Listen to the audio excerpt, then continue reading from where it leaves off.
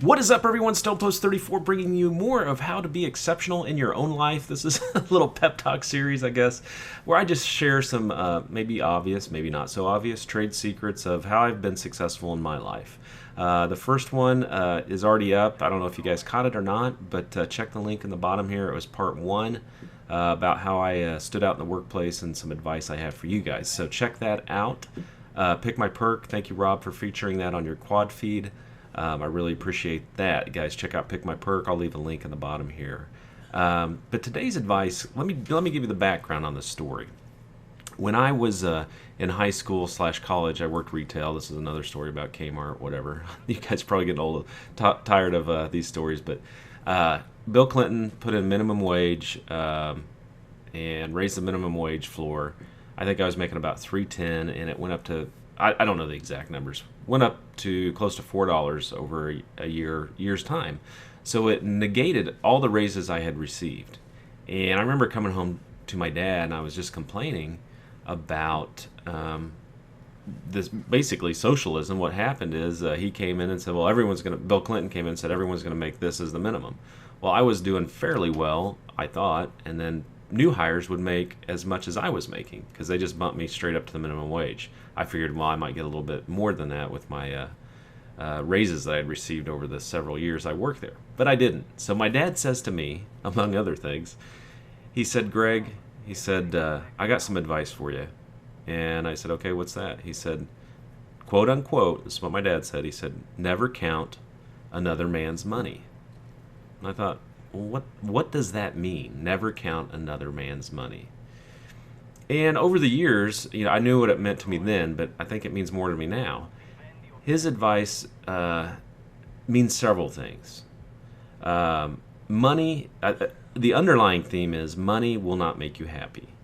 Money is a tool to make you happy and can, provide you with things, but it's not going to make you happy.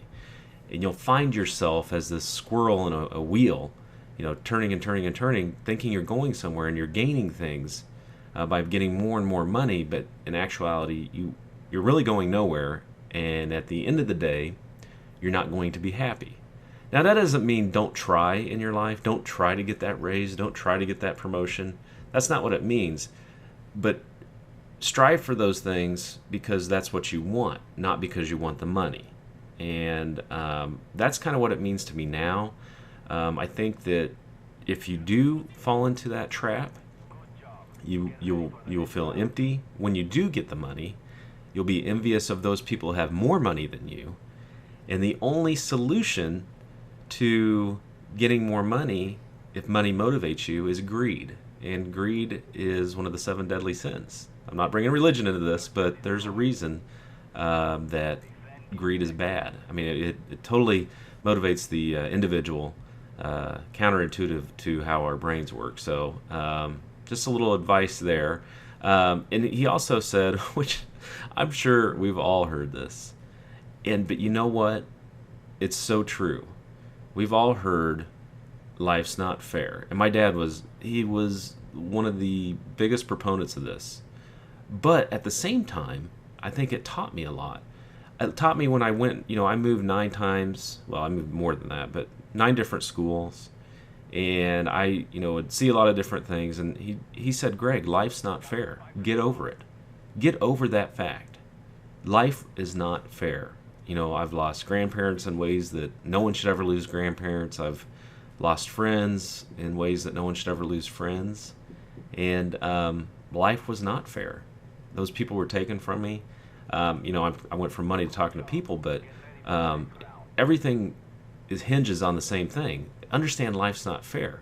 At the same time, while life's not fair, you may get things handed to you or given to you in your life that may not seem fair to you. You may not feel deserving. So it goes both ways. To go through life and think that everything should be fair and you're going to get your just dues, don't believe that. Believe in yourself that if you want it, you're going to have to go get it yourself. Don't wait on someone to come in and say, oh, Greg, you need a little bit more, because it's not fair that you have what you have. So just remember, guys, don't count another man's money, because it's going to lead you down a trail of greed and envy and things that you just don't want. And you know, even today in my life, you know, I have friends that are really well off. I have friends that are pseudo famous. I have, you know, friends that are have a lot more notoriety and a lot more money than me, and I don't let it bother me. I'm me as long as I can, and hopefully people like me for who I am. So if you've heard some glitches, my mic's messing up a little bit, but yeah. So guys, just be yourself. Don't be envious. Don't count another person's money, and just, I mean, this could be a theme through all these, I think. But life is not fair, and there is, I wouldn't even call it a way to make it fair, but maybe a way to put it in your advantage. You is maybe follow a few of these tips, and I think you'll be a better person for it. I know I am. I had some pretty solid parents growing up. We didn't always see eye to eye, but that's not what being a parent's about. Being a parent's about teaching your kids and raising them in a manner that's going to benefit them down the road. So I hope you guys get along with your parents. I've had some rough patches with mine, but you know, we're all good now, and you know, that's about it. So guys, I hope you're really enjoying the series. I would like to keep it up. I know I've got 2 more ideas on stuff to talk about that I think would be noteworthy and worth sharing with you. So sorry about the mic issues, and take care as always. This is Stonepost 34.